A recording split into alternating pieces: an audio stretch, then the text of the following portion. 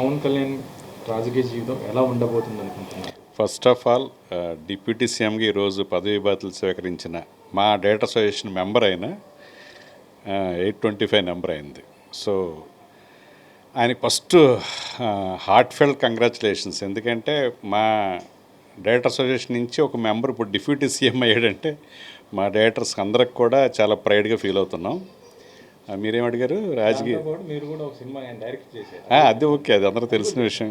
గుడుంబా శంకర్ లాంటి ఒక ever green ఎంటర్టైనర్ని ఆయనతో చేయడం అనేది ఎప్పుడు కూడా మెమరబుల్ అండ్ చాలా స్వీట్ ఎక్స్పీరియన్స్ అది ఆయనతోటి.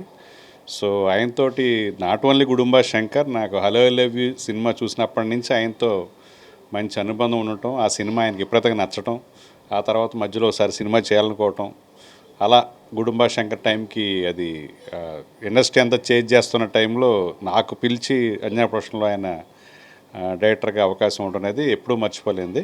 సో అది పక్కన పెడితే ఆయన రాజకీయ జీవితం ఎలా ఉండిపోతుంది అనేది నేను అనేది యాక్చువల్గా ఆయన్ని ఎన్నుకోవటం అనేది ఆంధ్ర ప్రజల అదృష్టాన్ని ఫీల్ అవుతాను.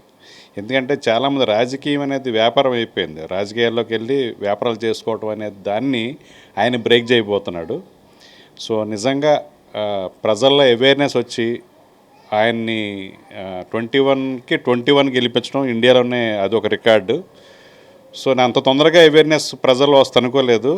నిజంగా ప్రజల్లో ఇంత అవేర్నెస్ వచ్చి ఇలాంటి నాయకుడిని ఈ పార్టీలో 21 మెంబర్స్ని ఎన్నుకోవటం, ఆయన కలిసికట్టుగా కూటమిని ఏర్పరిచి ఎన్డీఏని విజయపంతలో నడిపించడం రాజకీయంగా ఎవరు ఊహించలేదు. ఆయనకి స్ట్రాటజీలు తెలియదు, ఎమోషనల్ బ్యాలెన్సు ఇలా అని అనుకునేవారు. కానీ ఆయన కన్విక్షన్ తోటి ఓటు చేయకూడదు, అపోజిషన్ పార్టీ ఓటు చేయకూడదు అనే ఒక ధ్యేయాన్ని పట్టుకొని ఆయన ముందుకెళ్ళి ఇంత అఖండమైన విజయాన్ని సాధించడం ఇప్పుడు అందరూ ఒప్పుకుంటున్నారు. ఆయన మంచి స్ట్రాటజిస్ట్ అని ఇప్పుడు ఒప్పుకుంటున్నారు. సో ఆ విధంగా కూడా మాకు చాలా హ్యాపీగా ఉంది.